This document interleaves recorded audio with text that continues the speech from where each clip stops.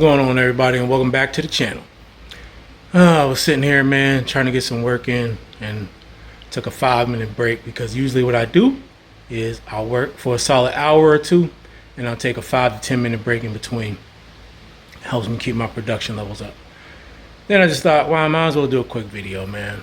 You know, just kick it with y'all for a minute. So what everybody got going on, huh? If you didn't catch my last video about the memberships, make sure you check that one out and keep up with that stuff. Anyway, man, so, and I don't want to say employee. I don't like using the word employee because she's not my employee. She's, I guess we would be more akin to a contractor at this point, right? Been doing pretty good, man. Sorting now, I'm showing her how to do pictures and drafts on eBay. As of right now, we got this right here. We got all these. I had her, so she sorted all this. These are just boxes of makeup and stuff. So that's all done. That's stuff that would have took me hours to do by myself. She did that. Then I got her starting a list. So she did pictures of all these. So I had her go through, tested everything, marked on the outside if it's missing something. So this one's missing instructions. This one missing instructions. This one's missing like a little tool that the other ones have.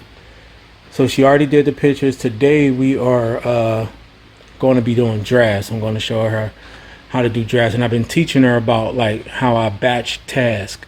So I batch each task to make the process easier and faster.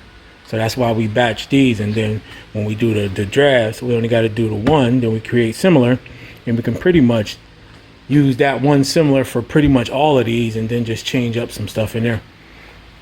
But we still got to kind of go through all of this stuff. I'm pretty sure I got listings for these, so we won't even have to do drafts for those.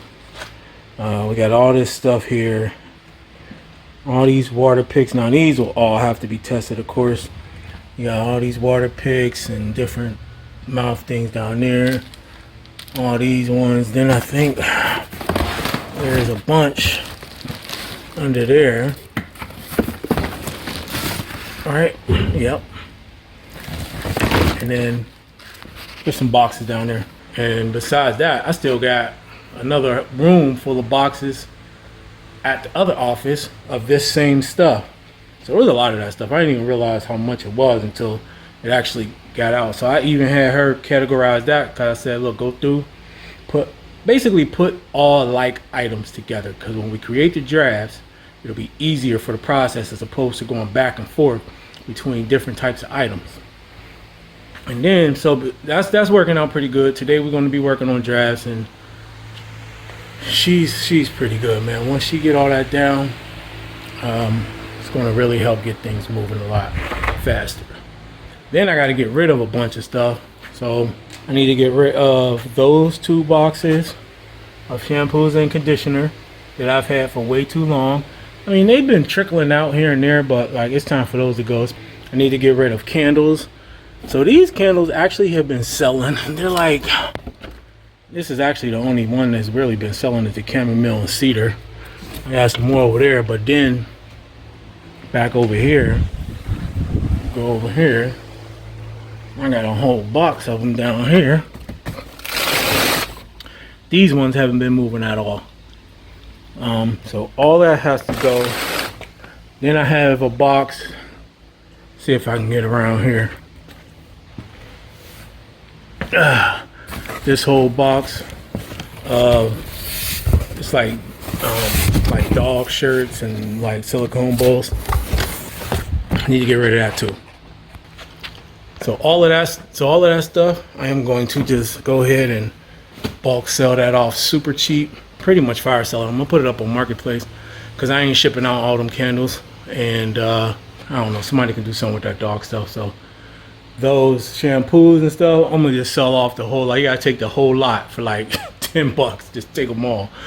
Same thing pretty much with the candles, man. I'll probably do the candles a little bit more because I feel like people can still yard sell that type of stuff, you know, but it's still gonna be super cheap. Fire sell that stuff, get that stuff out the way. It's been in my inventory too long. Part of a pallet that I bought last year that I won't buy again. Let's just put it that way. I gotta stick to the script. Got to stick to the script. And it's been a lot of work, but it's been fun, man, and it's been moving. And it's good to see, like, working through the process, figuring out the issues of like how I'm going to run my business, grow my business, and kind of just, having another person to help me get to reach those goals. Ain't nothing new because I managed employees before as far as that goes. I mean, in the restaurants, but just as far as this goes, I get kind of like a control freak, kind of like I don't want people to do. I gotta stop doing that, you know what I mean? But that's how I get sometimes. I ain't even gonna lie. But that's not a really good trait to have in some cases, right? Some things, you want to do yourself, but then other things you just gotta. And not only that, just learning how to move through stuff. Like, this is a good thing about when you niche down.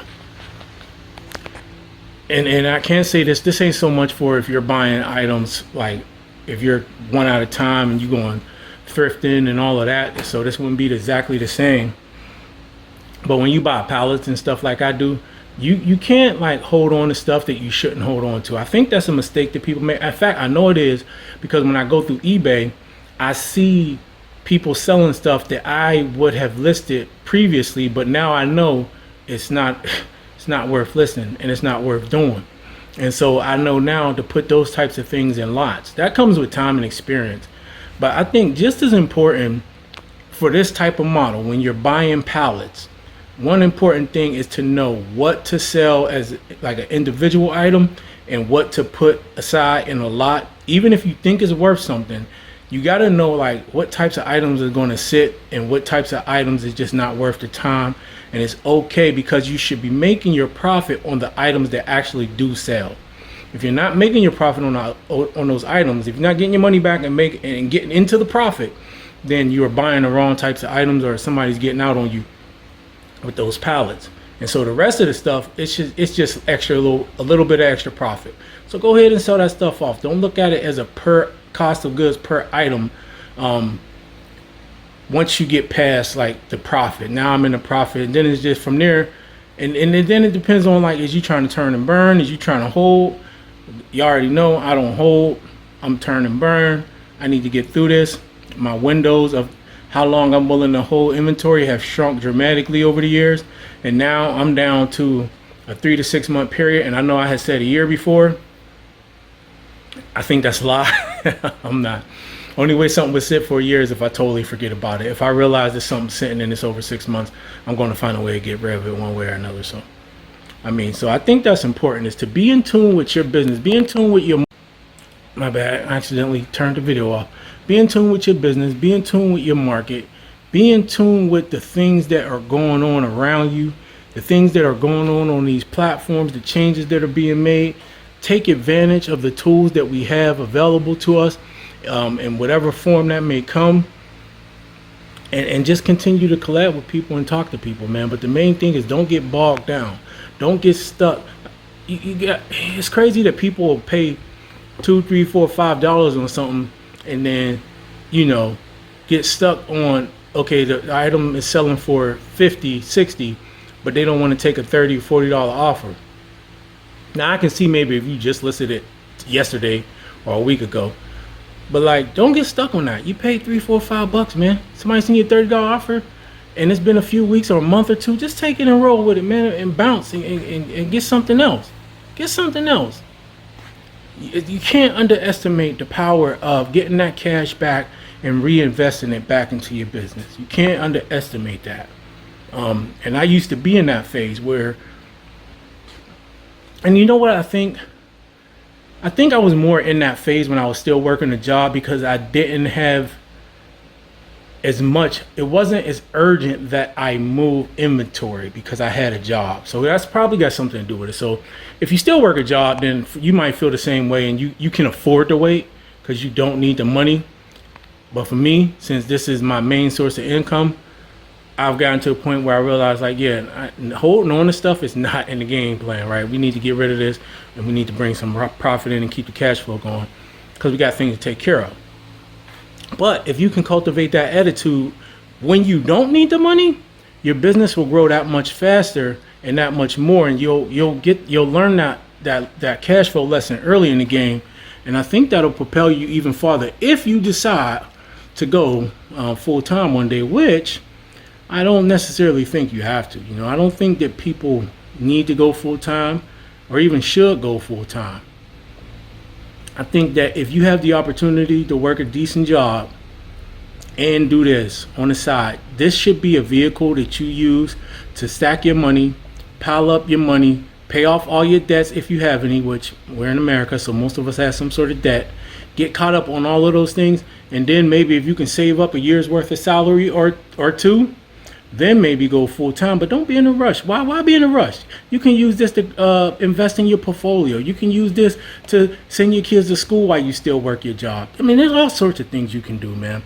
You know, hey, look, and I'm saying this from somebody who does this full time. I don't have like, this is it, man. As far as that goes, I got other little side hustles and stuff that I make a couple extra dollars, but none of that stuff is going to like sustain me, right?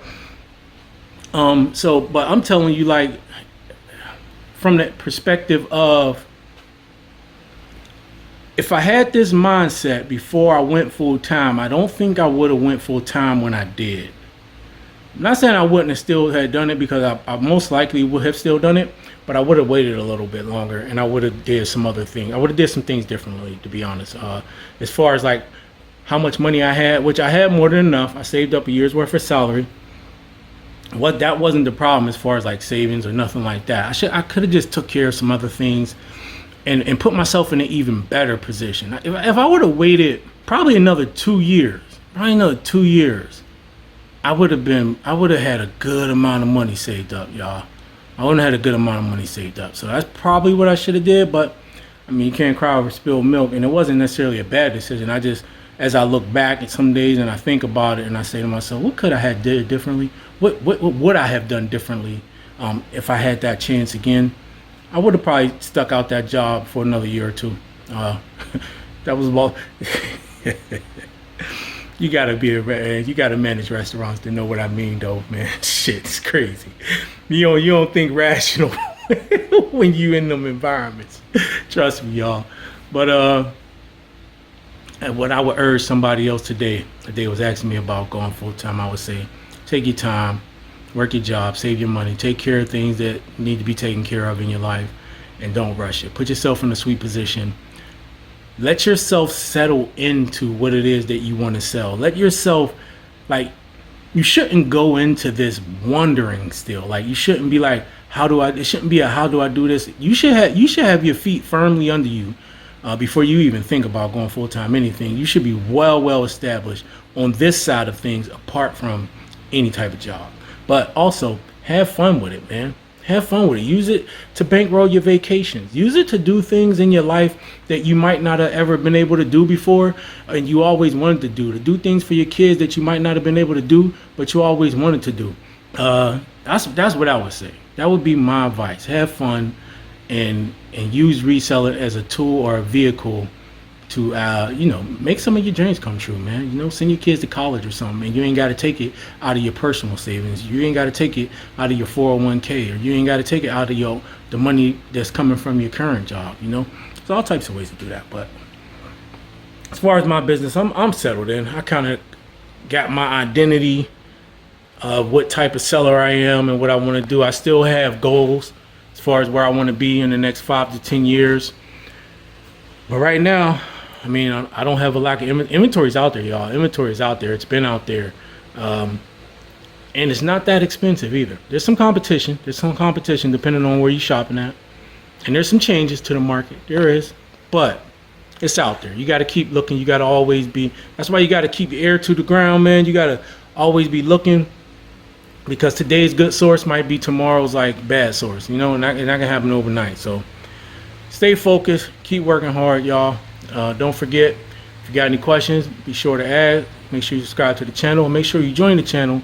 Grab one of the memberships up, because I'm going to be investing in each and every last one of my members in one way or another. Again, you can check out the videos and just kind of go from there. So you don't want to miss out. So make sure you join the channel, and I'll talk to y'all in the next one.